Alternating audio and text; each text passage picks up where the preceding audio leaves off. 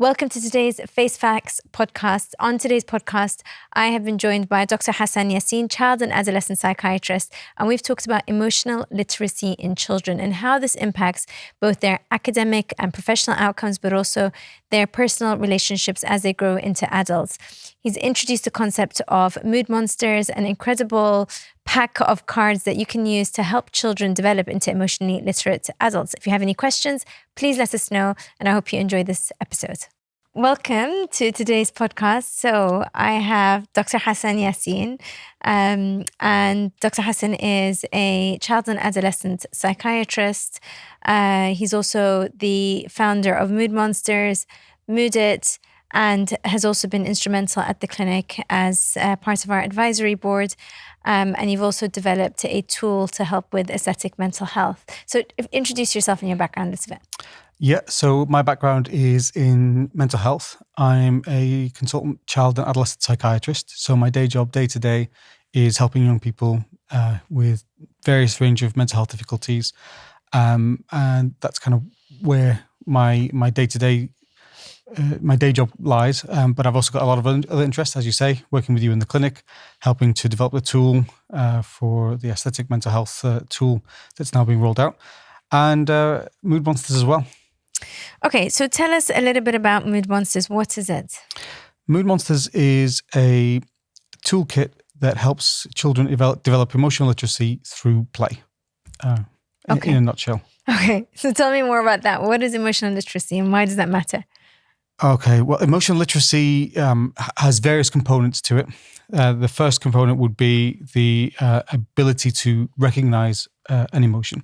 And even that has components within it. So you might say that the first one might be the emotional granularity, what we call emotional granularity, which is the ability to recognize that there are a range of emotions, not necessarily to name them yet, but to recognize that there are a range of emotions. So that's the granularity bit.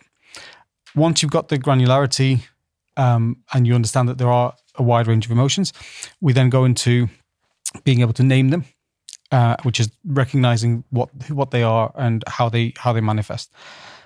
So we will understand the difference, for example, between anger and frustration, although they're very linked. Once you understand that you can be angry at times or you could be frustrated. I say it's similar to if you sent me to a DIY shop and there was a color palette on the wall. I may be able to recognize that there's loads of different shades of red, but I wouldn't be able to tell you what the differences meaningfully are. So that would be the granularity. So that's the first bit of emotional literacy. So is that like a type of emotion, so to speak? It's recognizing that there's a wide range of emotions that come in all shades. Okay. And that, as I say, if we didn't have the ability to recognize the difference between anger and frustration, then I may articulate myself as being angry when in fact I'm frustrated. And that can result in a whole range of different communication difficulties that I may end up having. So it's a skill set that allows us to recognize emotions, label them, and then be able to adequately express them. And ultimately, what that will lead to, hopefully, is being able to regulate them. Okay. So that's emotional literacy. Each of the emotions has. I guess I'll show you in the cards. So what we've done is we've developed a set of cards that are split into 8 emotion families: happy, sad, angry, fear, surprise, disgust, calm, and loving. Obviously recognizing that there's potentially other brackets as well, but we had to start somewhere. And each of these will give a small definition of an emotion. So if I, for example, take the anger family, I don't know if I can hold it up anywhere, but each card will give a definition of what the emotion is. Each card then also gives you a score for energy levels and pleasantness or unpleasantness levels, which in emotional literacy we would say are valence and arousal levels. So valence would be how pleasant or unpleasant something is. So positive valence would be an emotion that's more positive. A negative valence would be an emotion that's unpleasant. Okay. But we didn't want to use those words in this pack, so we called them unpleasant or pleasantness, and it's a score, as well as an energy score, which would be what we would term as an arousal score. Is it a high arousal or low arousal? How are you very happy or are you a little bit happy? Not so much. It's more whether the emotion itself creates a high arousal in you or a low arousal. So calmness will be maybe a low arousal. Got it. Whereas fury may be a high arousal. Got it. And so... Okay, energy level. Yeah. And so hence we called it the energy level. And so within each card, there's a lovely little piece of psychoeducation about each emotion. And then with the definitions that are child-friendly too, the children can hopefully start to pick up a useful set of vocabulary to be able to start to recognize and articulate emotions. Okay, so going back to emotional literacy is being able to articulate or speak about your emotions. And that, you said, comes from granularity. And the granularity is understanding that there's a range of emotions, I guess from pleasant to unpleasant, or, I don't know, anger. Can you explain that in a little bit more? Yeah, so granularity isn't necessarily, so the valence would be the pleasant or unpleasant, but the granularity would be being able to understand that, which is why we split it into families, that, you know, you might have a sadness family, but within that family, there's also loneliness, or feeling vulnerable. And these, so the granularity would be the ability to recognize that there are shades within a set of emotions and being able to recognize the difference between them. Okay. So same, you know, if we went back to the DIY shop and the shades of red, I might just tell you there was a lot of red there, but you might tell me that there was crimson and maroon and rose and be able to name all the different shades of red. And in doing so, we can have a much deeper conversation about color if we're able to use that vocabulary. And in the same way, we'd be able to have a much deeper conversation about our emotions and how we perceive the world when we have the vocabulary to name and recognize the different emotions. That's amazing. Okay, so Mood Monsters is a set of cards made for children to help them understand emotional literacy and, I guess, talk about their emotions and communicate better about what they might be feeling. Why is that important? Emotional literacy is probably one of the single most important skills that we can instill in a child. Emotional literacy is shown to improve outcomes across various metrics. So there are studies done that show that behavioral problems reduce in classrooms that implement emotional literacy programs by up to 23%. If you compare graduation rates in America of when they've done studies on emotional literate kids, they graduate up to 42% more than kids that don't have emotional literacy programs. So the impact is massive, not just on academic performance, but on relationships. As you can imagine, an emotionally literate child will be able to have more meaningful conversations with trusted adults, with parents, with teachers, are less likely to develop mental health difficulties down the line because, again, they've got that grounding in being able to understand and articulate emotion before it becomes overwhelming. That's not to say it's an all-encompassing protective factor, but it's certainly one of the most important skills that a child can learn. And in my view, it should be a fundamental pillar of any child's development, is for us to instill and develop this technique or this skill set for young people. So it's almost like a determinant for their long-term, not just academic performance, their success and their happiness in their relationships. Absolutely. So there's strong evidence to suggest that children that are emotionally literate have fewer conduct problems, they have better relationships, and ultimately end up having better careers and better job pathways because of the fundamental importance of this skill set. Wow. And do you see this as kind of something that's lacking in the children that you're treating? How did this become a passion for you or an interest for you? Why did you develop Mood Monsters? Yeah, definitely. I think there's a lot of evidence that suggests we're becoming less and less emotionally literate over time. and I saw that there are a few emotional literacy programs that operate in schools, but I couldn't see an emotional literacy program that anybody could pick up and play with a child in a fun way that would have an outcome that would increase emotional literacy. And so I wanted to create something that was for everybody, for a parent to pick up and use with a child, or for a school teacher to use with the classroom. And what ended up happening was it started from a very kind of a nugget of an idea, and now it's obviously grown into 3 sets of cards. The first one launching soon, and then the other 2 expansion sets that I'm also able to kind of touch on now if you'd like.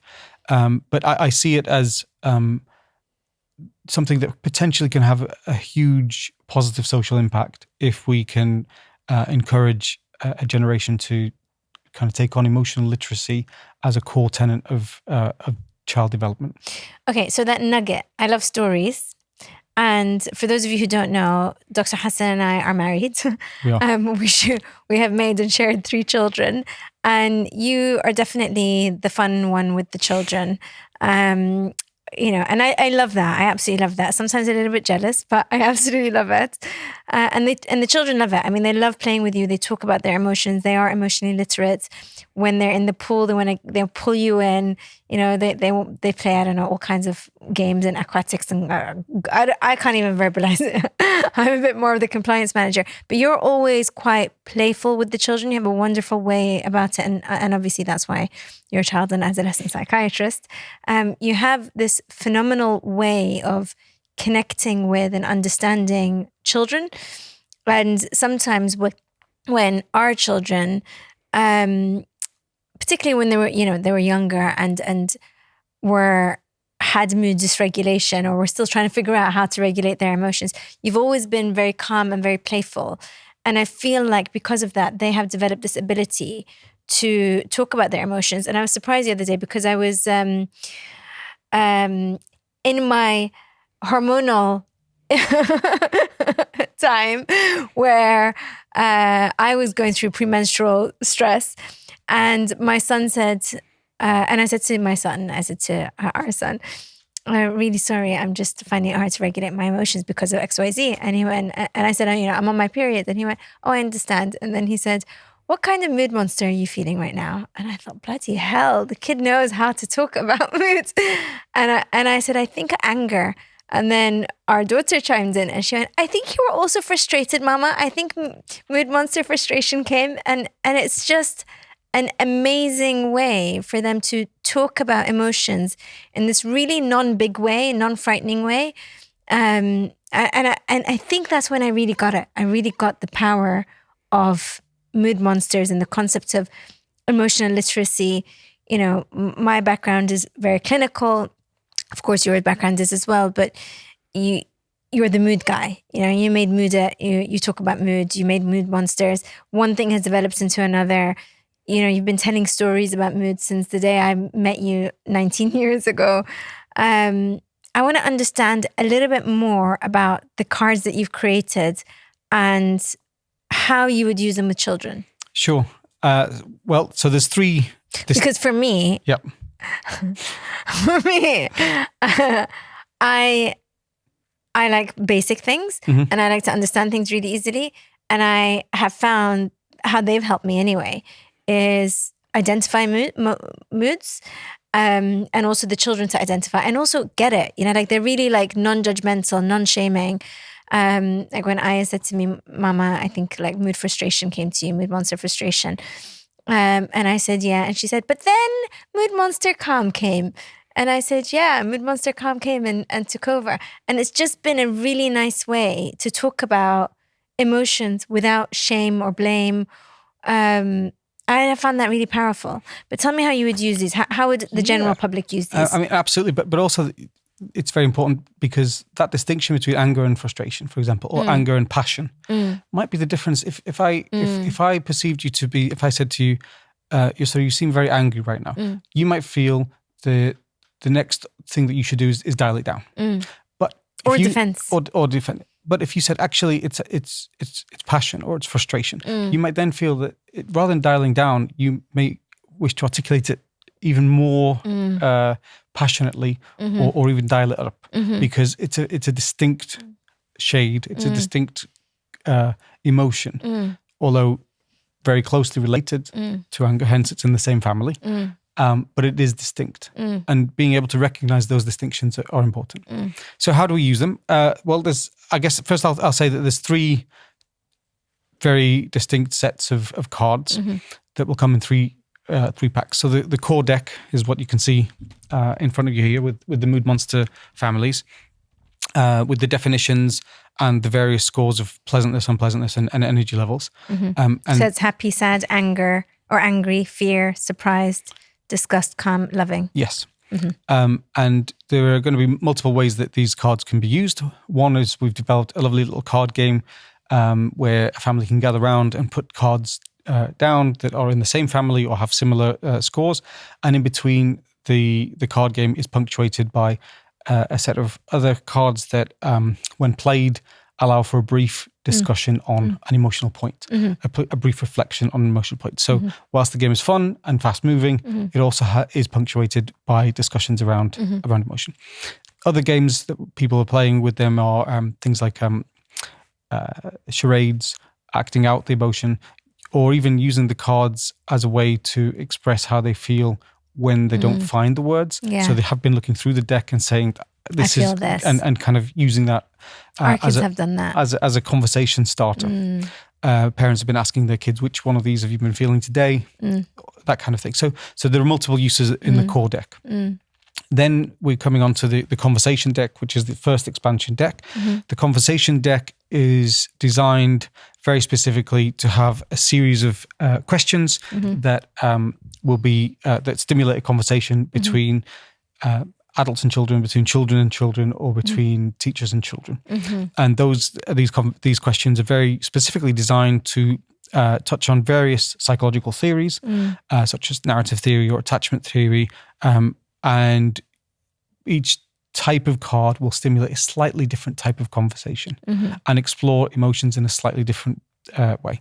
And so when used with the kind of first deck, it will allow a child to try to be stimulated into thinking about which emotions they may have felt in different scenarios and how they regulated them. So, there are cards that allow for reflection on emotion. How did that feel? Why did it feel that way? There are cards that are more focused on social awareness or empathy skills or theory of mind that allow a child to start to think about how someone else may be feeling and why they may be feeling that way. And so all of these skills combined kind of all go together to form a wider emotional literacy skill set. So you've created these conversation cards or scenario cards that based on scientific theories of attachment and emotion and so on.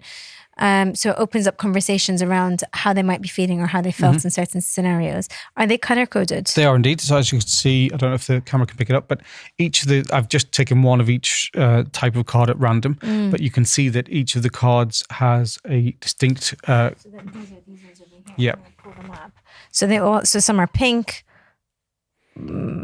orange, blue. So here it's got relationship skills is blue, mindfulness and stress management is in pink, goal setting and achievement orange, social awareness. Oh my God, I love this. I'm still discovering, and I haven't discovered all of the benefits of this. This is awesome. I need it. Self-regulation, empathy, reflection, problem solving, theory of mind, emotional intelligence, attachment, narrative. Wow. Yeah, so there's a lot there. That's phenomenal. Thank you, and well done. and the because it's going to be an expansion deck in its own right, it's also going to be you can use it without the other decks if that's what you choose.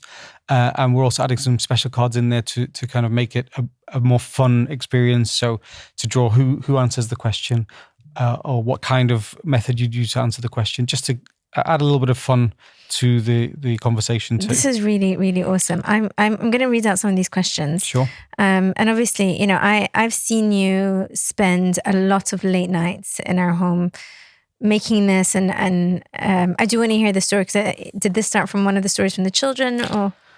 Yeah, I guess what I'll do is I'll finish with the final. Okay, the final one. So the final deck is the story. Wait, I'm going to read out one of these scenario cards, okay? Because like I said, I've been watching you kind of curate this and come up with them and look at the different. So each card has different, what do you call, I guess, mood monsters. And by looking at that little mood monster on the card, it tells you the emotion as well as obviously naming the emotion and explaining it. So it's quite fun and personal and personable. And I've watched you look at different pictures, and there have been late nights at 2 a.m. when I'm thinking, what is he doing? And now I fully see. I mean, I've been on this journey, but I'm really, really impressed. So I'm going to read out some of these questions. So one of these scenario cards, which is based on goal setting and achievement. Proud monster came when you kept trying. What did you achieve? This is a nice one between a teacher and a child. Which mood monster appears when you take deep, slow breaths? And that's from mindfulness and stress management theory. Grateful monster came when someone shared their lunch. What did you say? And that's social awareness. Scared monster appeared before a visit to the doctor. How did you relax? And that's a question regarding self-regulation. This is really, really, really powerful. I mean, it goes on, and there's so many different scenarios and conversations that you can have with children. I'm very wowed. Okay, tell me about the next step. The second expansion pack is going to be the story cards. The story cards are a set of story prompts that are created, beautifully illustrated by the illustrator that I'm working with, who I'm very, very fortunate to be working with. And you select a random prompt for a beginning, middle, or end of a story, and all the prompts flow together to make these incredible monsters. That and so there's almost hundreds of different combinations of prompts. And then when they are drawn with other story cards that add various elements to a story, along with a couple of mood monster cards, it encourages a creative storytelling that is grounded in emotional literacy. And why is that important? Because it allows a child to develop an emotional literacy skill set to articulate what may be happening in the world around them, but in a safe, enclosed, theoretical space that allows them to express it creatively. But in playing this game, they will develop the emotional literacy skill set that they can use in real life. But in playing the game, they can just use it in a made-up way, in a safe way, and in a way that they can use to creatively express themselves too. So it adds a different variation to the emotional literacy skill set that they'll be developing. I get it now. That's really interesting. Okay, so basically, while we've been away, you introduced this, is it called Mindly? Some kind of map that the children have been using to write their own stories. And our son has been writing his own story, and then my daughter started writing a story. And I'm checking in and like figuring out what story they're writing. I'm really impressed by it. And our eldest came to me the other day and said, "Mama, do you want to use this app?" And I thought, I'm really not creative. I mean, my stories are not like your stories. Your stories are phenomenal. My stories are based on 3 cats. And this is the theme of anytime our children say to me, tell me a story. I'm like, this is one for dad. And my stories basically go along the lines of, there are 3 cats and they're based on friends. So they're called Ross, Joey, and Chandler. And Ross, Joey, and Chandler go and have little adventures. And that's basically the stories that I tell them to go to sleep. And they haven't obviously figured out that Ross, Chandler, and Joey came from Friends, because they're not in that generation. But at one point they will. And so my son said to me, "Do you want to write a story?" And I said to him, "I am not creative like that. My brain is very clinical and mathematical, and I look at spaces and I look at faces, and I'm scientific. I'm not great with storytelling." And actually, it's such an important skill. I wish I had this when I was younger. Yeah, I agree. I think the ability to tell stories is something that does intrinsically, depending on the type of story you're telling, obviously, but it can allow people to develop empathy, theory of mind, and emotional literacy, as well as harnessing that creativity. That I think once you see that, once you have that creative spark, it can ignite things all around you that you maybe weren't aware could be ignited. So that's what's so important about the creative spark. What is important about, why is it so important for children to develop empathy and how do mood monsters really support them with that? Well, empathy is the ability to obviously understand and recognize emotions in others and be able to empathize with other people. So that skill set allows a child or an adult or any of us to be able to appropriately react and understand other people. So we would appropriately react to and understand other people, which allows us to hopefully develop better relationships with people around us. It results in less frustration with people around us as we develop an understanding of why other people may be responding or acting in the way that they are. Of course, this is really scratching the surface when it comes to kind of understanding emotion, understanding the cultural context of emotion. That could be a whole podcast on its own, and how, these are obviously mood monsters that are applicable to almost universally. Most of them are almost universal, but then there's a lot of emotions that we may have in the Arabic language that can't be articulated in the English language, or if you go to various different cultures, they'll have very specific terms because, whilst feelings are innate, how we label them is a cultural phenomenon. And so you'll find that, and then the more that you label something, the more that you'll recognize it, and the more that you the culture adopts that as a way of expressing emotion. So, there's a lot to unpack, and as this expands, hopefully into various territories and around the world, there's likely going to be very specific mood monsters that are only applicable to certain parts of the world because of the way they express. So you might have Chinese mood monsters, or Arab mood. Okay. Or in Arabic, you might have the monster fiqh, which can't be expressed in English in a single word. So there's lots of ways that that hopefully this will be and maybe ultimately will lead to a better understanding of each other. Kind of a world that understands itself a little better, understands each other a little better would be the aim. So I'm reading this book that you have told me to read. We have so many books lying around the house that range from facial aesthetics to longevity medicine, and a heck of a lot of psychology books. And one of them on parenting is the book... You wish your parents had read. Yeah. Is that what it's called? The book you wish your parents had read, and your children will be glad that you read. And it's been really eye-opening for me because I've started to understand things from children's perceptions of how we might manage their emotions. So when they are struggling with mood regulation, actually helping them to label how they feel means that they feel heard. And when you don't feel heard, what happens is that you scream louder because you feel like, why aren't you understanding me? So you get frustrated, and that leads to anger. And then that might appear as mood dysregulation and being unreasonable. But actually, what has been so powerful is helping them to feel heard and helping them to label their emotion. And then once they feel heard, it's like they just feel so much better.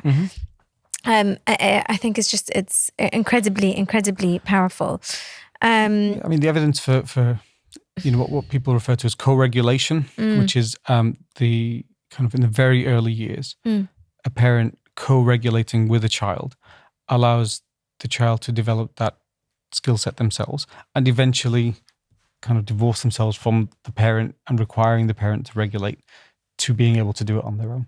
So basically, their moods are not dependent on their parents' moods. Yeah, yes, but also for them to be able to regulate their mood independently of their parent. So it's a skill set that will be developed over time.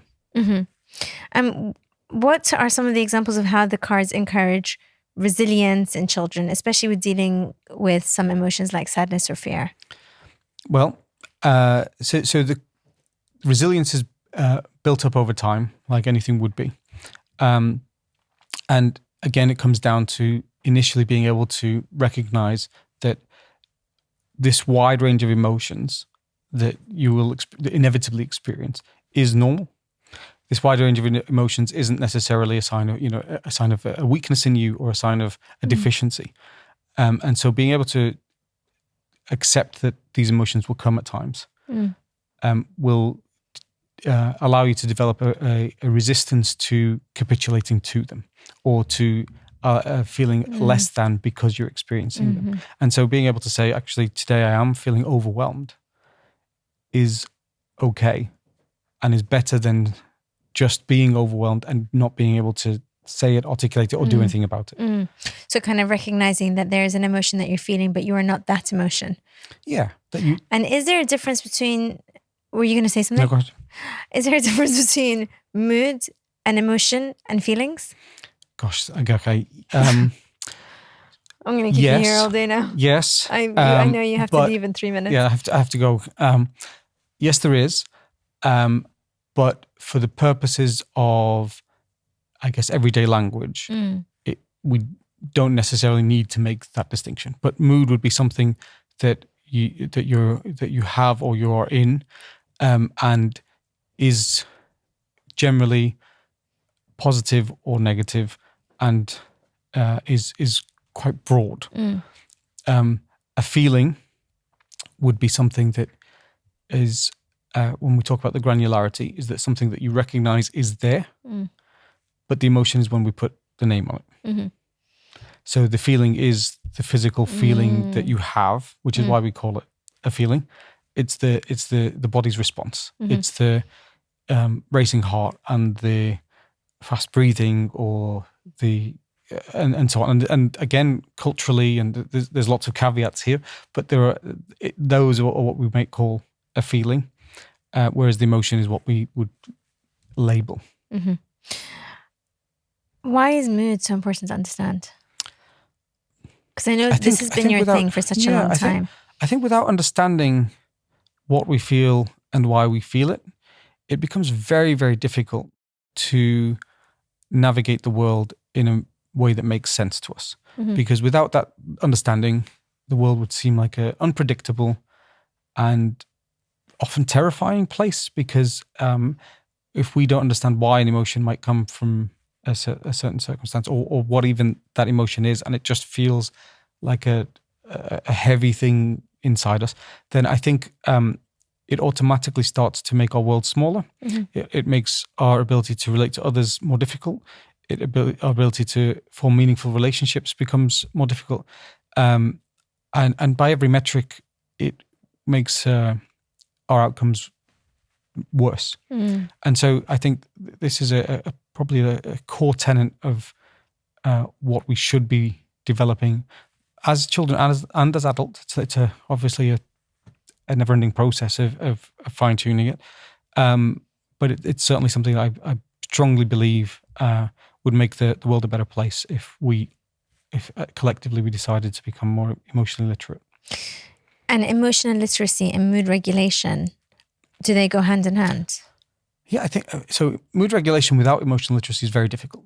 I wouldn't say it's impossible, but without being able to understand and articulate what I'm feeling, trying to then regulate it would be very, very difficult indeed.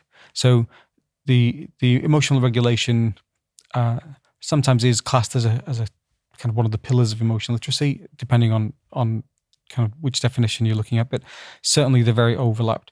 And I would say emotional literacy is the foundation on which you can build emotional regulation. Amazing. Okay. So what's your hopes for the long-term impacts of mood monsters on children? Well, so with this product, hopefully it starts to have a meaningful impact on parents and children, teachers and children, really improving emotional literacy, improving the relationships between parents and children, improving children's outcomes. But beyond this, hopefully there's going to be Mood Monster storybooks, which is how it started, as you know, before I kind of pivoted into the cards. I think the storybooks are still there and ready, and they'll hopefully allow children to be able to read through various emotional scenarios and understand that they can be normal, that they are important to understand and to develop that skill set too. Beyond that, we're looking at wall charts with Mood Monster stickers, so a child can kind of keep track of how they felt. Online resources that we're going to be putting up for parents and children. So there's a whole ecosystem planned in the pipeline. But if you like the idea, then feel free to register and kind of make a pre-order for the deck. So the idea really of these cards is to help them grow into emotionally literate adults. Absolutely. So if they want to, if parents or teachers want to find out more about this, how can they do that? Go to moodmonsters.com and there you'll find a place where you can register your interest or place a pre-order for the deck. And once you do, you can also sign up to our newsletter where we will be sending out a lot of information to you all about all of this stuff that we've discussed and more. So hopefully if it's interesting to you, go to moodmonsters.com. Amazing. Thank you for coming. Thank you.